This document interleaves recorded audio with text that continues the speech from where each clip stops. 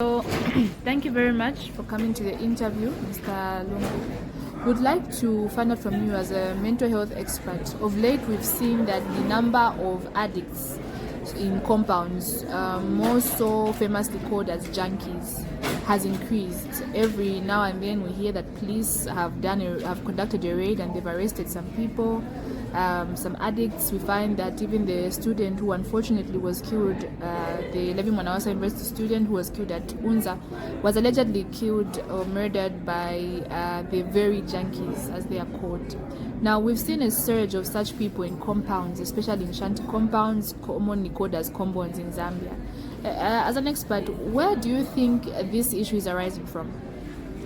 Well, the increased numbers of the so-called junkies, I think it is multifaceted.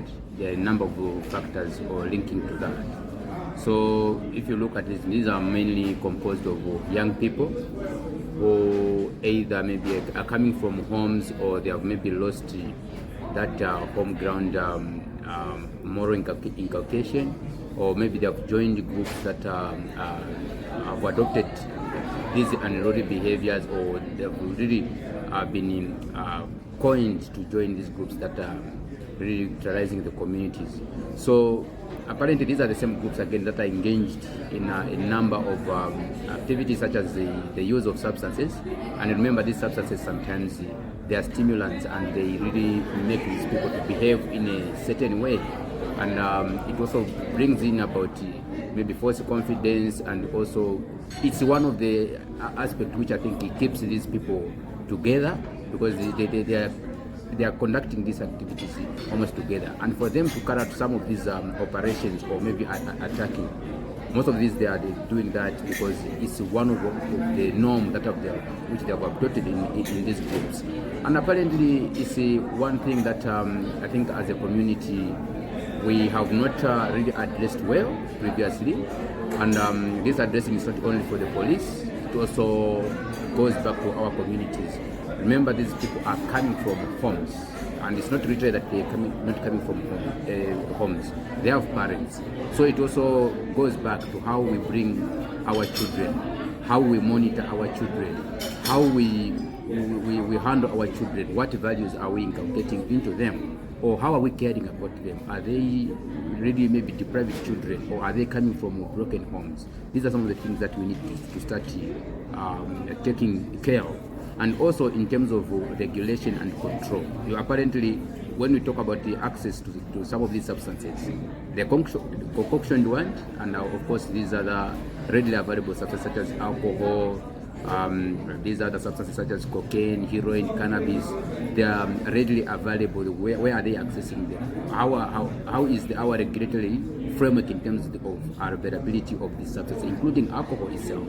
So again, it goes back.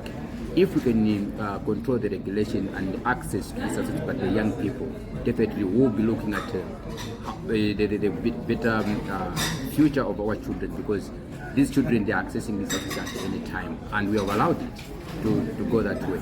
And in the other aspect, again, the law of the legal, or maybe the people regulating or maybe conducting these community patrols, I think we need to intensify. I think we have normalized, or we have really taken this as a normal talk that no, we have junked some of the behavior that we are reinforcing every day. And these people, they play a heroic aspect, and they would want to continue such. So I think the law enforcement needs to swing in action and try to clean the communities, and of course take custody of all such. You cannot just stand and tolerate such behaviors. Apparently some of these, again, they are victims of addiction to either these substances. They also need the therapies and services. They need also to be helped in this way, so that those who are dependent on these substances, who are conducting these activities under the influence of these substances, they are taken to rehab centers, maybe those who are payable, and of course those who need maybe psychiatric care, they are taken to these facilities where they can receive psychotherapy or counseling, and of course other medical therapies in the hospitals. And as a community, we need also to be vigilant. We need also to protect ourselves. We know outside there that our environments now have become very dangerous, and we need also to move cautiously, and of course avoid the areas where we are more prone to attacks. Or moving at night, we need to safeguard ourselves. We need to bear in mind that not all people are really aiming good for us. There are others who are targeting. Others have become robbers because either they are addicted, they would want to access the funds or get anything which they can exchange with substances. So even as, ourselves, as people who are more prone as victims, we need to watch ourselves. What time do we move? How are we moving? In what numbers? And at what time we are supposed to be in our location? With that, I think we are going to help ourselves. And as parents, we know our children. We know what they do. We know their behaviors.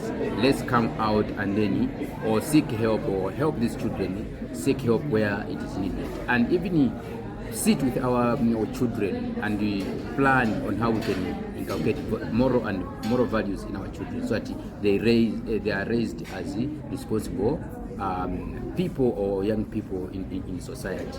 Let's encourage education. It is free. We want every child to be in school so that they don't develop into junkies. Maybe it's one of the factors that have led these people to be in the streets. Most of them, maybe they have passed the age where they say, I can't go back to school because I've passed my age of going to school. So I think let's revisit our family and community approaches in terms of controlling our children or reforming our children so that they become responsible people in society. Okay, thank you very much.